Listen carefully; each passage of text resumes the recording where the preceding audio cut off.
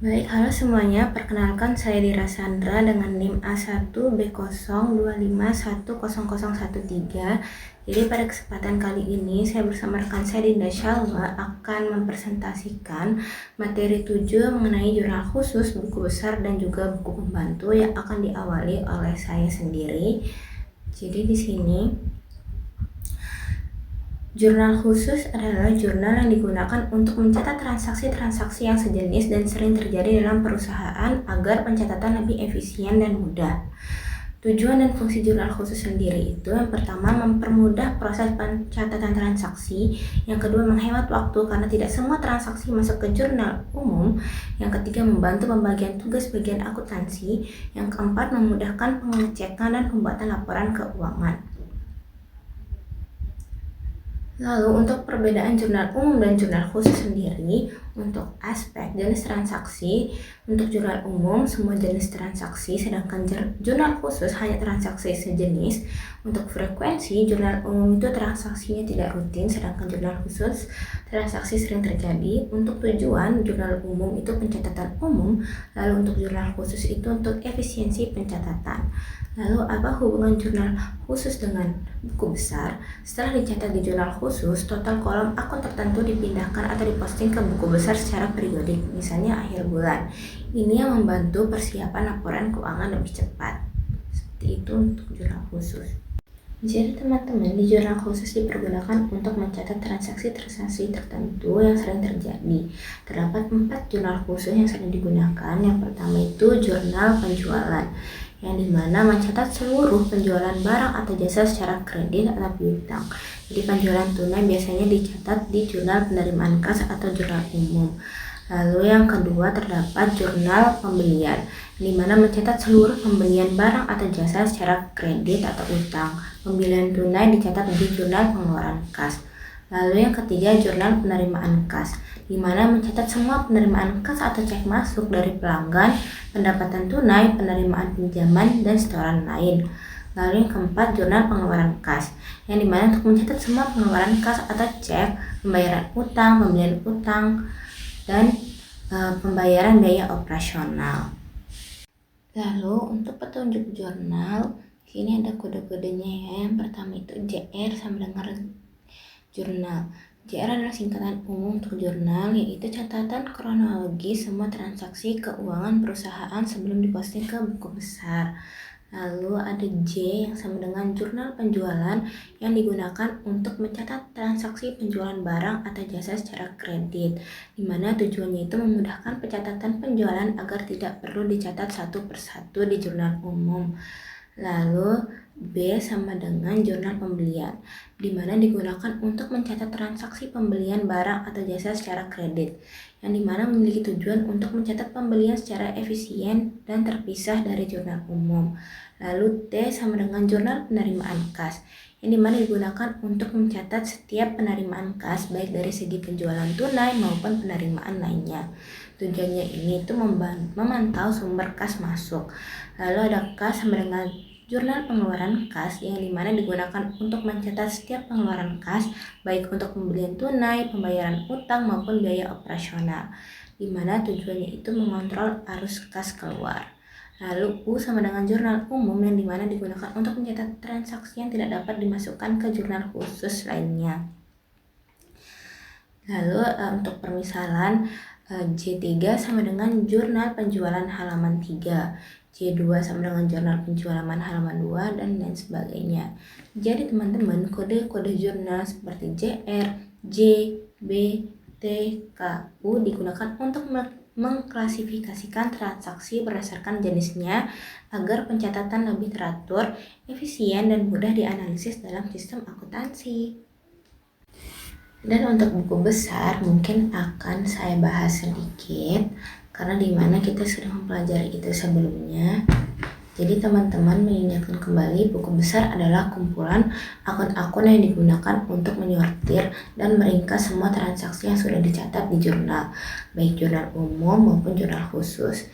Jadi kalau jurnal itu tempat mencatat transaksi secara kronologis, maka buku besar adalah tempat untuk mengelompokkan transaksi berdasarkan akun, seperti kas, piutang, persediaan, dan lain sebagainya.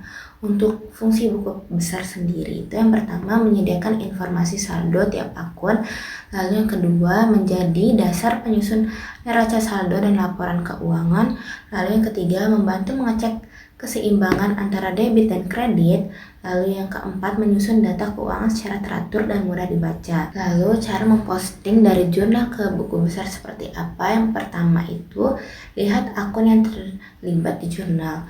Lalu yang kedua, catat jumlah debit atau kredit ke akun yang sesuai di buku besar. Lalu yang ketiga tulis referensi atau ref untuk menunjukkan dari jurnal mana data diambil.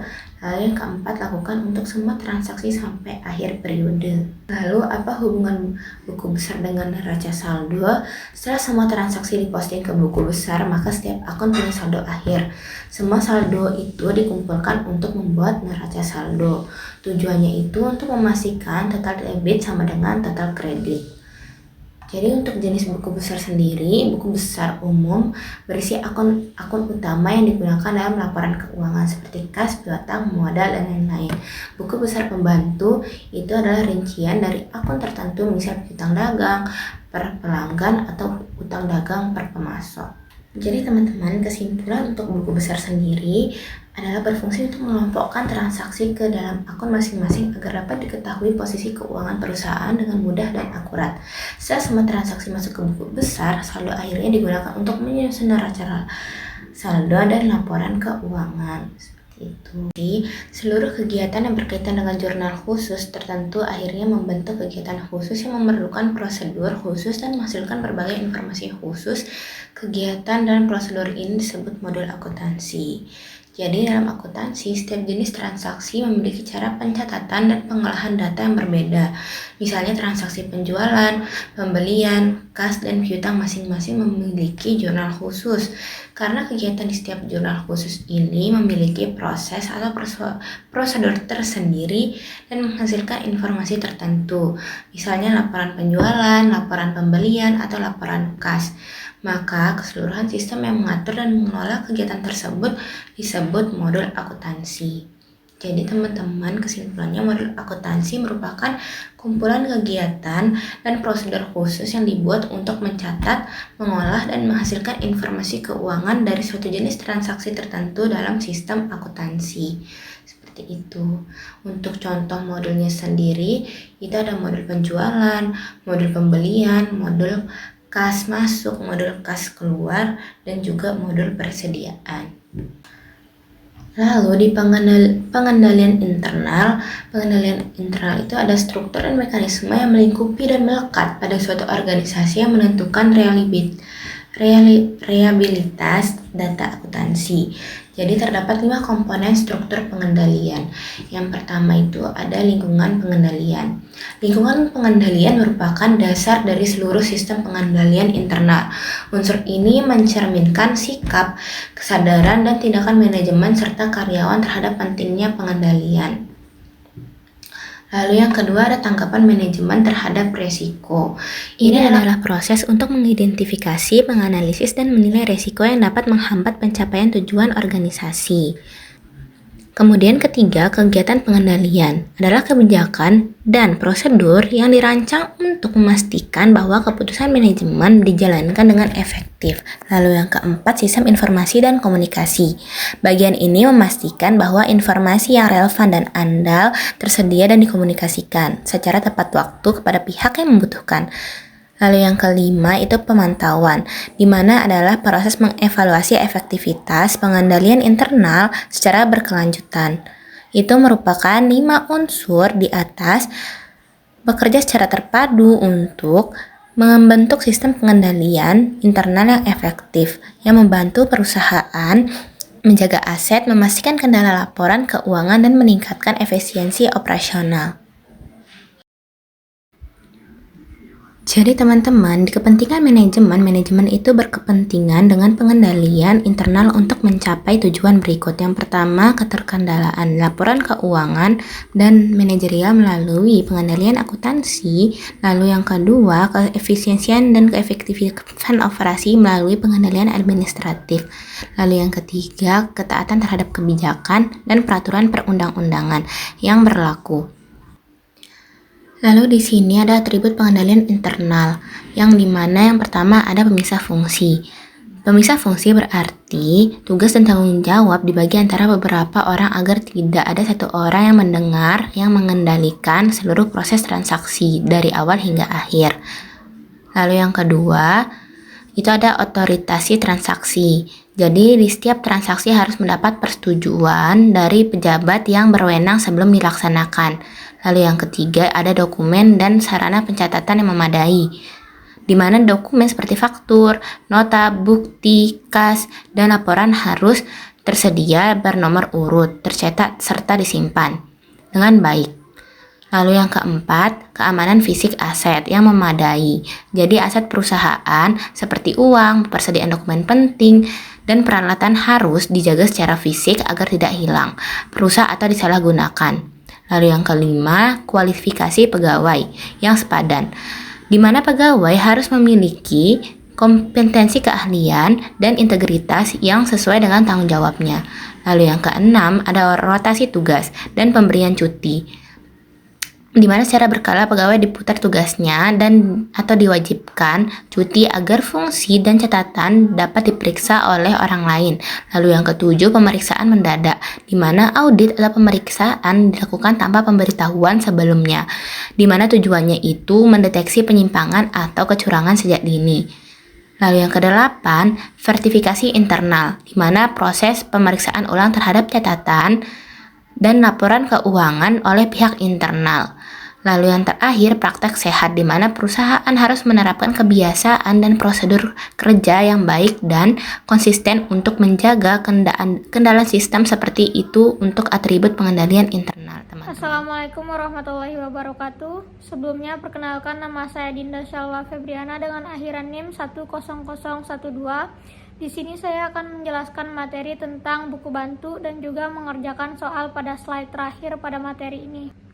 Baik, pertama-tama saya akan menjelaskan materi tentang mekanisme pencatatan transaksi di buku besar pembantu.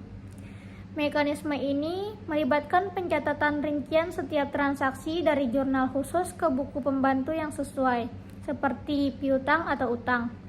Lalu membuat daftar saldo akhir di akhir periode yang harus cocok dengan akun kontrol di buku besar umum.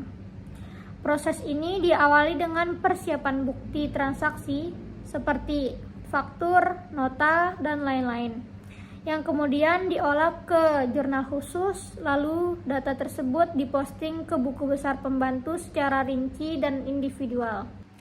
Nah, di sini ada langkah-langkah pencatatan di buku besar pembantu.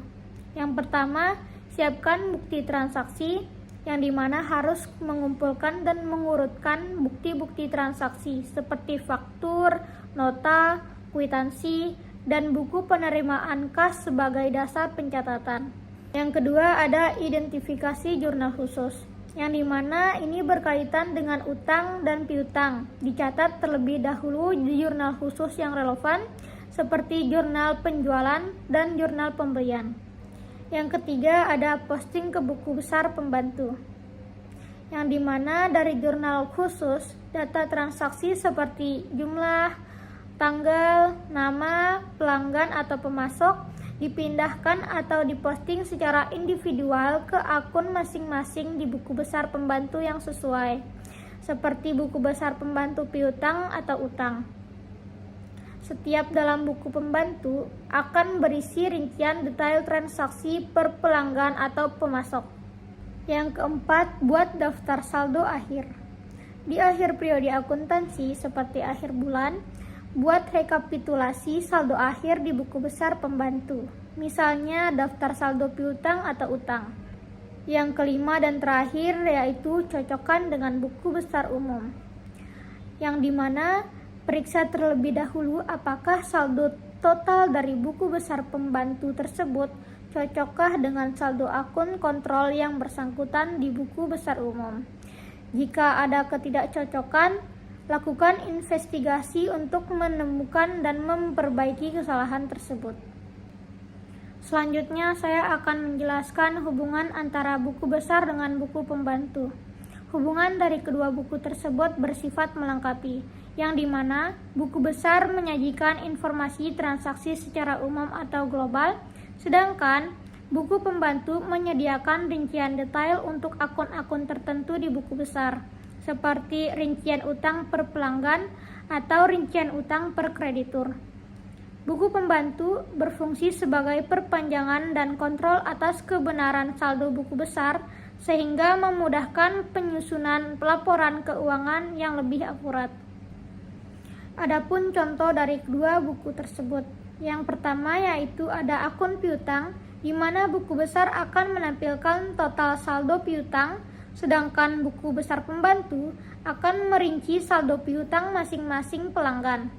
Yang kedua ada akun utang, di mana buku besar akan menunjukkan total saldo utang, dan buku besar pembantu akan menampilkan rincian utang kepada setiap pemasok atau kreditur. Setelah hubungan buku besar dengan buku pembantu, di sini ada pun hubungan antara akun kendali dengan akun pembantu.